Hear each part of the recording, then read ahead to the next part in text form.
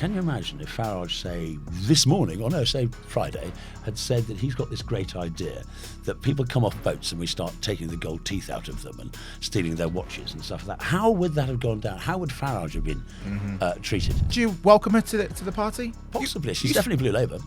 She's definitely Blue Labour. You were once actually recruited by Beijing to be a spy. I wasn't recruited. They tried to recruit me. Oh, to be fair, that's a big difference. Just like that to is a point big out, difference. I'm not actually a spy. You were never and are not now a communist. I can't accuse people of something without proof, but I'm pretty sure those tools are stolen. It's the sort of thing that does matter because it's bloody expensive, and the amount of tool theft has meant that the insurance for tools has gone through the roof. It really, really destroys people's lives. And I know people who have come close to suicide over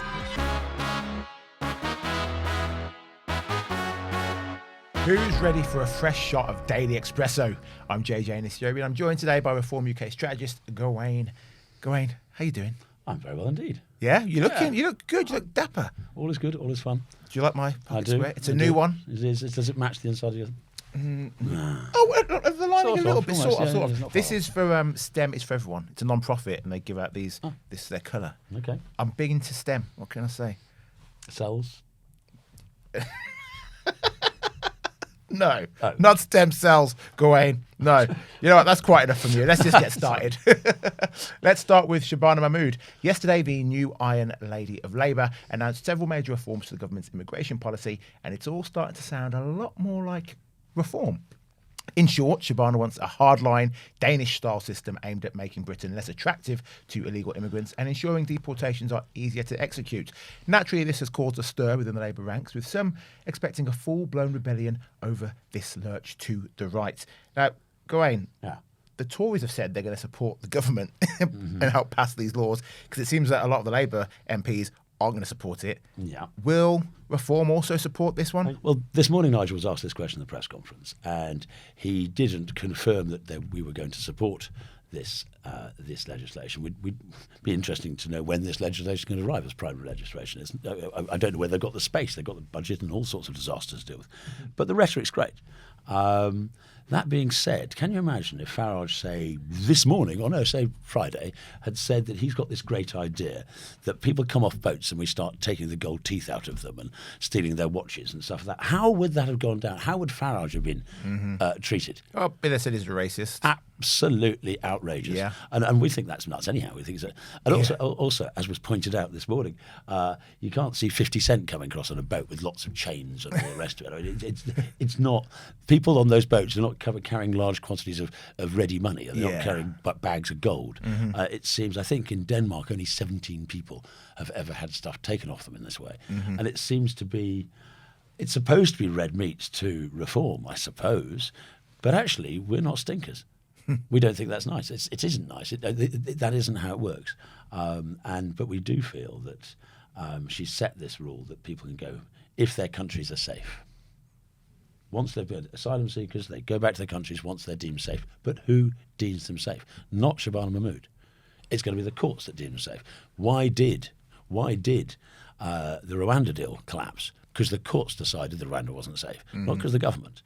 And I would suggest that if you were a villainous Jewish person living in France and the French wanted a Brit and wanted to deport them back to the UK, they would be easy to argue that the UK was not a safe nation for somebody who was Jewish, given the murders in Manchester, given the hate marches, given things of this sort. So what is safe? And that is going to be decided by the courts, not by the government. And the only person in the government who may be involved is the Attorney General, and that's Lord Hermer, who thinks international law is wonderful and is one of the leading people to stop countries being regarded safe. So I think the rhetoric is absolutely reform. The reality, no chance. But if we're going to copy the Danish framework, there'd be like only one judge involved. We have to change the law completely. So it's for that you need primary legislation. Yeah, and I do not think that they've got the numbers for primary legislation. I certainly don't think it'll get through the House of Lords. I just think this is rhetoric to try and stem the huge blood flow from Labour to reform. So now you like the word STEM. Interesting. Yes, indeed. But it's a different sort of stem, isn't It's it? a different sort of stem. But if Reform get into power, how are you going to get any of your lords through the House of Lords either? You don't Because- have any lords there currently. Well, precisely, and one will have to do something about that. Okay. And it has to be done. I mean, if they don't give us lords, then they are deliberately trying to create a constitutional crisis. Have we ever had a time where you'd had to have had about 500 new lords all pushed in at the 1906, same? the Parliament Act, when Lloyd George threatened to do that. In fact, the House of Lords backed down at that point. But yeah, we have constitutional precedent for this sort of thing. Okay. You can create lords. And it will have to be done. To pass legislation to the House of Commons and not be able to pass it to the House of Lords, you've got the Salisbury Convention that was created after the last war. But that's only a convention, and if it's a manifesto pledge, it says the Salisbury Convention says the House of Lords has to pass it. Okay. However, it's a convention, not a law. And looking at most of the people in the House of Lords, they do know much better than us. And they are so much more moral than us.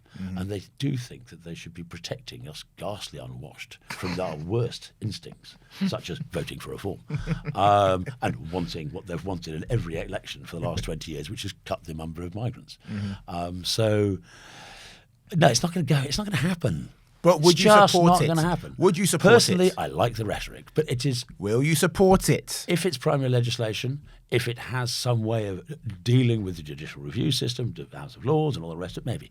Okay. Maybe. I wouldn't rule it out, but we're not going to say, yippee, yippee. Great rhetoric, superb. The sort of rhetoric that would get us accused of all sorts of dark and ghastly things. Yeah. However, we don't think it runs to a row of beans because legislature and the legal system and what is a safe country and who decides, that's outside Miss Mahmood's hands. Well, Danny Kruger's invited Miss Mahmood to join Reform. Yeah, she, I has, know. she has said And she told us you to can sod sod off. But would you welcome her to the party? Possibly. She's definitely Blue Labour. Yeah, She's definitely Blue Labour. She's Yeah. tried on a number of things. And the Sentencing Council, she did try and actually fought back when she was Justice Secretary. She's not the worst, but of course she thinks we're worse than racist. So I think whilst we would be looking at her application, CV, we'd take it very seriously. I mean, obviously we are a broad and tolerant party, and therefore we would take it very seriously. But it depends what she brought to us. Are you guys worried? Are Reform worried? Because, look, the Labour have definitely shifted. Traditional Labour voters who are now far left are looking at the current Labour regime and saying, you guys are just collapsing and pivoting to the red meat that Reform wants throughout their dog whistle racism. Are you worried? Are you worried about... Not really, because if you look at Labour, okay, this is swinging in our direction, the rrhetoric, but everything else has to swing in the other direction because of Zach Polanski.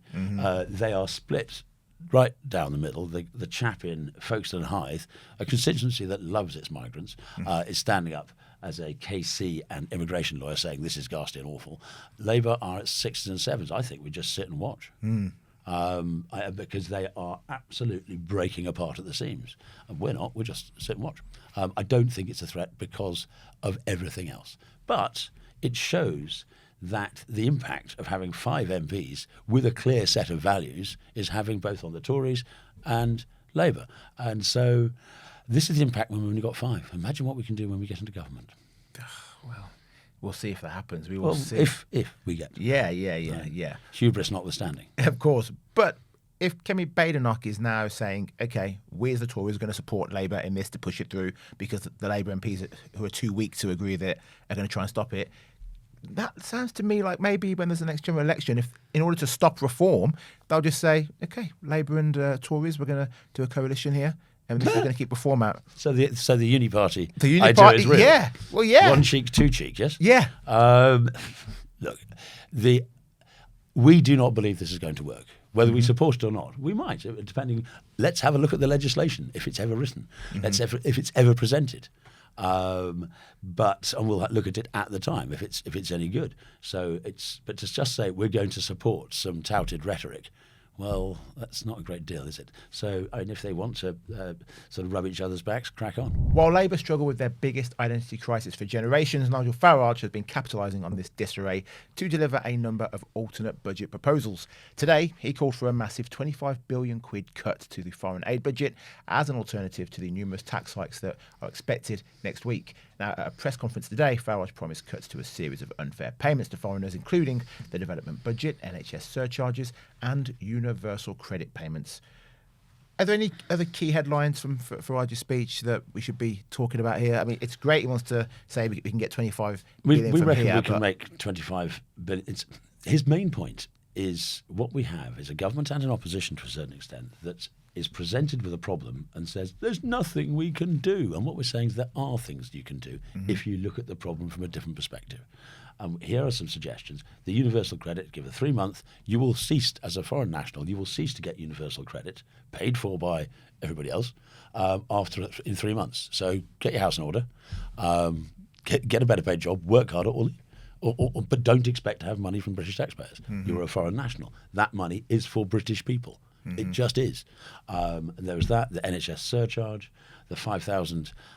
If you've got, what is it, a non-national has 30% more likely to have a baby. It costs 5,000 quid per baby. That is why are British taxpayers paying for this? And then you've got the ongoing thing that happens after that, which gives all sorts of rights.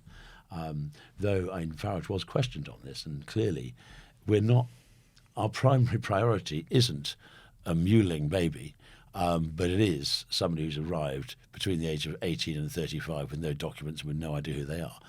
That's the priority to deport. Yes, we're not chasing that, but let's see what happens going forward. This was an alternative set of proposals saying if you are serious about dealing with the financial situation, the government's bounds of payments, the debt, then there are things you can do within the law that are reasonable, that are fair, we think, to at least the taxpayer, the British people who pay those taxes, and it's possible. We don't expect the government to take any notice, of course, but if you spend 125 quid and you've only got 100, it's only so long you can do this before everything goes wrong. And you've got to understand that whilst you cannot tax yourself to prosperity, you've got this whole gamut of what is the next tax we're going to have? Milkshakes, wasn't it? And Milkshake tax, yeah. It does make getting weapons to chuck at Farage cheaper or more expensive.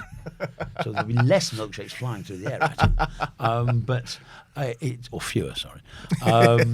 But the point is that this is the chaos and complication of the tax system. And they're now saying Airbnb and hotels and this and that and everything. How does this help the economy? It just drives people out of the economy. The thing that really worries us, and he did mention this at the conference, isn't the settled billionaires and millionaires who are leaving the country because it makes sense. It's the people from 25 to 35 who want to be a success. They're leaving. The ones who have ambition to succeed.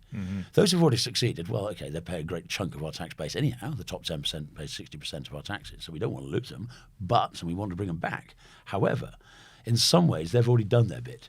The ones that we're most worried about are the young people who wish to succeed, saying, what is the point? Yeah. What is the point? We'll go to Dubai. We'll go to Switzerland. We'll go anywhere to make a success. And those are the people that we need to keep in this country and to encourage and support. Entrepreneurs is good. Making money is good. Making income is good. Employing people is good. Paying your taxes is good. But if we drive them all out, who loses? Yeah, everybody. Yeah. Well, before he defected to you guys, Danny Kruger said, reform, spend money like drunken sailors. Oh, yeah. Yeah. I believe that was his terminology. It's politics. Has this proposal been properly calculated and worked out? Yes, there's been an awful lot of work done on it over the past few weeks on that. We're very confident these figures stack up. And, of course, this is before the Boris waves start getting access to benefits, which will happen within the year. And then these numbers we're talking about go through the roof. So it is important. Now, Danny is obviously looking at the delivery of policy, the House of Lords thing, the judicial review thing and all that. And I had a good meeting with him on Friday. the numbers do stack up. I understand that Kemi was putting a press conference at the same time as ours saying that we were sort of this, that, and the other. And there was a very funny question, I think it was Channel 4, who basically said, well, the Tories say they can cut 57 billion. You're rather weak, aren't you? So if we don't... So we're either profligate or weak or too extreme. It doesn't matter what we do. It just doesn't. We have to stay sensible, rational. We are looking like we could actually become the government of this country. And to do so, you cannot just fire figures into the atmosphere and hope they land. You've got to be serious. We would love to be a tax-cutting government, but we don't know how bad the economy is going to be when we get there. True. And this budget, it's chaos. I watched both conferences at the same time. I had them both up on my separate screens. The Reform one had about 6,000 people at one point watching on YouTube. The Victoria one had 98 people at one point. Now, regardless of what your politics are, regardless of your politics, there is clearly a I think lots of people are really interested in what Kemi has to say. No, really. I literally said she's got more MPs. She has got more MPs. She's got more MPs than that. Not always when her MPs watched it. I said this morning, another press conference from Farage every week. We had one yesterday as well with Richard Tice. Yeah, so more and more, but clearly there's an appetite for it. Yes, because there's an appetite for change in the country. And people think that just possibly we might be the vehicle for that. Yeah. So, of course, people are interested. Your policy team, it was originally 4 people. Now it's 8. Yeah, Is it going to keep on increasing? I think it has to. It has to, of course. And it's also, under Zia, there is a growth in having policy units, people running particular areas of policy. Those people have to double check, and there's stress testing, and there's idiot proofing. Which means I don't get to read it. There is a whole series of things going on, and of course we have to develop that. But we're also our outreach with think tanks and other things, and looking around the world at other countries, other jurisdictions that have similar issues, similar problems, and they have ideas that we don't have. I mean, even something maybe the European Union might have a couple of good ideas, and we can nick that. One of the great things about politics is there's no copyright on ideas. You can copyright a can of cola, but you can't copyright an idea. And that is, if we are sensible, there's no reason to reinvent wheels. There are good ideas out there already, but how we tie them and dovetail them in to a broad policy platform, okay, that's a great idea, but if they don't meld, it doesn't matter. So our job is going to be having our own, working through them, looking at other people's, does that work with the other things we're doing, tie them together. So it's a great endeavour of work, but this is our country we're talking about. No work is too hard. Well, Farage has been talking a lot today, also delivering promises about the BBC, right? So yesterday he vowed to end the licence fee. He branded the broadcaster rotten to the core, claiming it's become a byword for sleaze, hypocrisy, arrogance, anti-Semitism, and worse. So I'm going to put you under the spotlight now, Gawain. Tell me, how is the BBC sleazy? I suppose you have to go back a bit, but I don't think one could say people like Jimmy Savile were good. I don't think so. And there have been other cases since that, Hugh Edwards and things of this sort. So I think that's a legit point. Hypocritical? Sanctimonious, certainly. Gosh, the pulpits in which they stand. And yet. The classic case in point was during COVID, wasn't it? You people stay at home. We'll go and have a party. Like Boris, actually. But so there was that. I mean, they got busted. Yeah, and the mainstream broadcast media, yes, hypocritical too, right? Now, of course, in the BBC, just as in anywhere else, there are good people. Of course there are. There are decent, hard-working people. There are decent people on the up and up. There really are. And in fact, in the news area, there's probably more than in other areas of the BBC. But for all the good it may have been once, it just isn't now. Personally, and I don't know, I haven't spoken to Nigel about this, but personally, I think the World Service is something of intense value, but that too has fallen off its bill. If you look at the foreign language broadcasting, particularly in Arabic, there are some serious questions about how it's been presented. But so you think it's anti-Semitic, the BBC? Over 245 errors over the Gaza conflict, all in the same direction. Now, if there was some in both directions, then you'd say error. We all make mistakes. But all mistakes in one direction? it starts to raise questions. It really does. But they have been criticised from both sides. Of course. So, of course. Yes. So if both sides are saying that you're biased to them. No. Okay, so a bunch of people say, yeah, of course, the left are always going to complain. How dare Farage being on the television? It's all the BBC's fault. He's on there a lot. Well, not these days, actually. But the BBC has under its charter, it's got the charter coming up next year. It's going to have to go through the 10-year thing. I think making that demand, and I don't have a TV license. I no longer watch the TV at all. Because I'm not prepared to go there. Not even dancing on ice? I don't have a TV in the house. But you have a computer? And I watch Dancing on Ice on it. Yeah. The only thing I watch is I go to sleep to Time Team. Episodes of Time Team. Yeah. And how are you watching that? YouTube. Oh, okay, fine. YouTube, yeah, old that's allowed. 20-year-old episodes of Time Team. I love it. But is this going to lead to Farage just essentially abolishing the BBC eventually? Is this the road we're going down? I don't think abolition is necessary, but I do think it ceases to be something you can send to jail for unpayment or non-payment. We do think it's extremely concerning that the issues and interests of a lot of people, and this happened over Brexit, it happens over climate change, it happens over all sorts of things. There is the trans debate. There is an agenda. Now, I don't think it's a deliberate, we must be biased, we must do this. It's just because of the mood music within the BBC, as by and large. I mean, there was that famous survey about newspapers that were bought by the BBC for their offices. And unlike the rest of the country, everybody at the BBC seems to read The Guardian. Yeah. And there's sort of 4 copies of The Sun, 800 copies of The Guardian. Hello. It's self-selecting. The people that are self-selecting, it has very... and there are standouts. I would say that Chris Mason is a standout not like that. I've had drinks with him over the years many times. I have no idea how he votes. And that he is a good example of a Rothian broadcaster. But by and large, there's a lot of problems there. And my greatest beef, fun enough, with the BBC, you've got all that stuff, particularly in light entertainment, is very, very biased. It's very, very one-sided. The comedy, gosh, it's like Ian Hislop. Yeah. He's defending his 20,000 a week. But it's so... Oh, they used to hit up. They now hit down. If you look at the comedy process. But as I think, the thing that really worries me is the way that the BBC website, massively funded, does all these local news, killing independent local media. Absolutely killing it. But they don't send court reporters. They don't send reporters into the council chamber.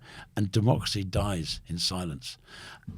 And the local newspapers used to do that sort of thing. They've been kicked out and killed by the ease and free stuff you get on the BBC Kent, say, or Dorset, or Wiltshire, or wherever. But the local papers die. And the growth, and they are subsidised to such an extent that people can't compete. And what we're seeing is a death of local news. And that, for democracy, is really, really worrying. So, personally, I think that's the bit I'll get rid of first. Okay. Because you want to encourage independent local media. Yeah. They're not always friendly to us. It's been noted in Northamptonshire and places like this, absolutely. But that's not the point. The point is you need those people. If you don't have journalists going to council chambers, where do we discover about local government corruption? How do we stop that? You need that. And the BBC is not interested in that. It's interested in dominating the media space, but not doing the work. Okay. Now, it has just broken that MPs and members of the House of Lords have been warned by MI5 that they face a significant risk of espionage from the Chinese state. Common Speaker Sir Lindsay Hoyle has circulated a new espionage alert issued by the security services after relentless interference. Now, it is serendipitous that we have you on, Gawain, as you were once actually recruited by Beijing to be a spy. I wasn't recruited. They tried to recruit me. To be fair, that's a big difference. Just like that to is a point big out, difference. I'm not actually a spy. You were never and are not now a communist. No. But they wanted you. Yes. So how did it work? Talk me through it. You Basically, sat in a... I was unemployed. I was looking for work. In one of my various periods of not working for the party. Yeah. I've been sacked more times than Peter Mandelson. But in one of those periods, and I'm tooling around for work, and on LinkedIn somebody reaches out to me, operate a Chinese firm, wants to have somebody who knows Whitehall, knows the media world in London. Yeah, fine, legal, everything's above board, fine. And then we've been chatting for a month or so, and then there was a couple of other companies that were interested.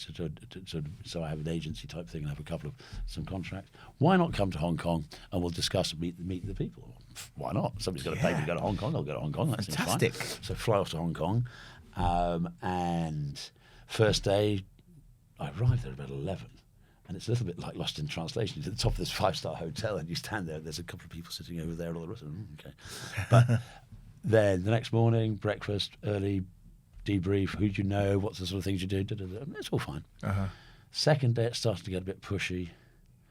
And then the third day, we moved hotels to quite a dodgy sort of hotel, and phones were not allowed in the room, and wow.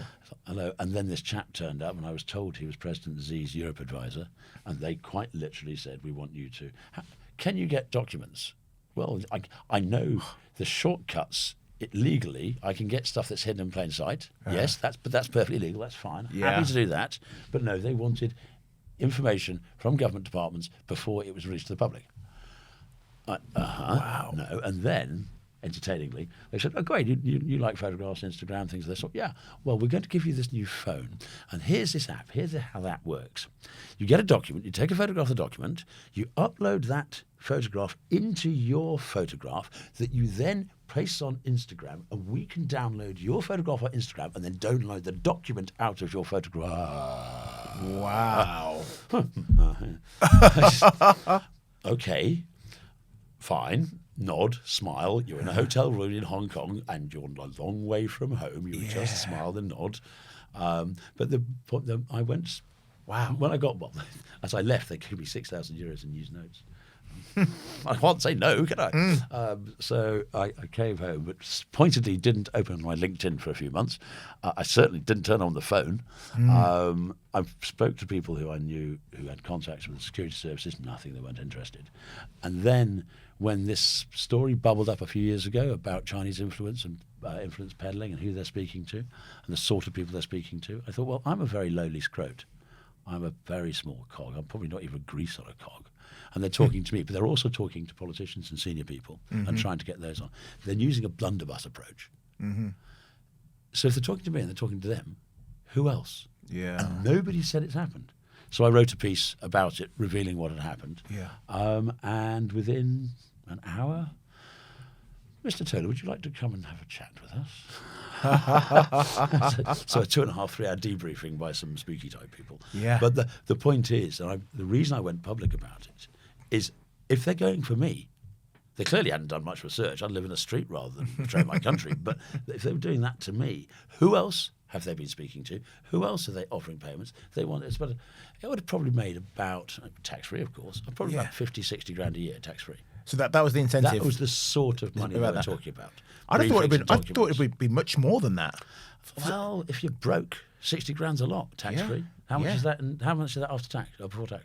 After tax, 60 grand. It's about 42,000. No. So the tax-free 60 grand. So you're talking about what, 90? Oh, okay, the other way. Yeah, No, about 90 grand. Yeah, for taking pictures. Taking pictures, writing briefings on civil servants. Why didn't they tap me up?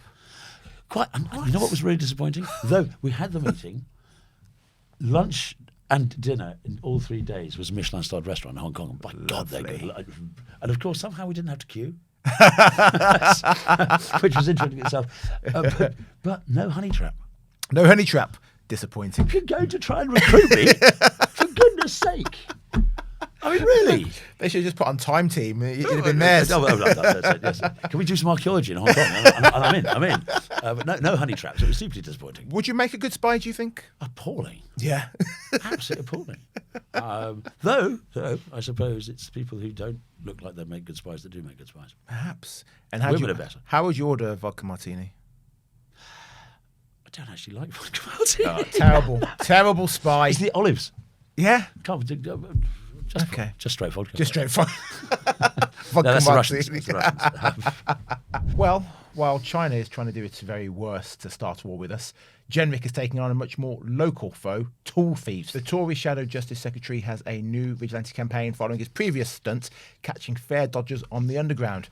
So Jenrick's now visiting car boot sales to shine a light on what is actually a pretty serious problem. Here's a clip. Why are you packing up so quickly? We saw you the other day. We asked you some questions about where you were getting all the tools from. You couldn't answer them. Now you're making a quick exit, are you? Are you going to keep on selling tools like this? Are you going to keep on coming here? I am, yeah. I'm going to keep doing this until guys like you stop doing this. Do you not think it looks a bit suspicious that as soon as you saw us walking around, you started taking your tools away? I'm looking forward to seeing you anyways. No, I bet you're not. Well, the guys whose tools get nicked aren't looking forward to it either. Every one of these tools could be stolen from. You've got a complete van full of them here. That is insane. So many. And you're just dashing them in the back of the van. Well, I can't accuse people of something without proof, but I'm pretty sure those tools are stolen. I guess so, and it's been a problem for a long time, but it is a problem that's ramping up, and it's becoming worse and worse and worse. And there was a big demonstration last year, white man van type, in Westminster. It's been going on. I mean, Jenrick's right to highlight it, and it's the sort of thing that does matter because it's bloody expensive, and the amount of tool theft has meant that the insurance for tools has gone through the roof. And again, these are mostly single traders, small businesses, entrepreneurs doing their darndest, and tools are expensive. Yeah. And so it really undermines people who are doing the right thing. And so good, I'm glad he's highlighting it. It's an important issue. It is something I know that, I don't know, it really, really destroys people's lives. And I know people who have come close to suicide over this. I've met a couple in that situation. And I forgot the name of there's a white man van, a trader radio station that's really focuses on this, and the stories that they've told me are heartbreaking. Why are they getting away with it though? It's because you've got Jenrick there doing essentially my job, investigative reporting. Yeah. The police could just turn up to the car boot sale and say, I want to see proof of purchase for these tools. Let me check the serial numbers on these tools. If the serial number's been removed, we're seizing these tools. But instead, well, I don't know where they are. Can I tell you about telephones? Telephones? Mobile phones? Yeah. 80,000 last year. The police aren't interested in this sort of stuff. They just well, why aren't. not? Why aren't they? 200 quid you can shoplift before anybody does anything. Mobile phones are essentially communist property because they don't own by the people who buy them. Same with tools. These are problems of little people. Now, if you could get that chap to say something nasty about somebody trans, well, maybe you're on something there. This is the thing, the priorities. Yeah. It's just priorities. And this sort of crime, property crime, well, property is theft after all. I mean, there's this sort of weird idea of this sort of crime is not really crime. It's victimless, maybe. It doesn't really matter because it's just people's property. It's not their thoughts. It's the police's priorities are skewed away from, I think, most people in this country. Now, there are some people who agree with what they're doing. The College of Policing seems to be very happy with not actually policing.